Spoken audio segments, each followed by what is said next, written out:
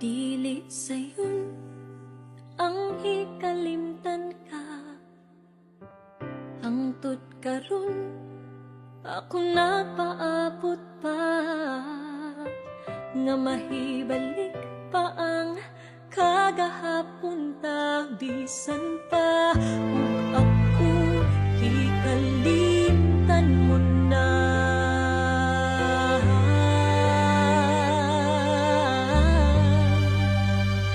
Bisan pa ug may lain ka na karon, ikaw lang gihapon ang higugmaon.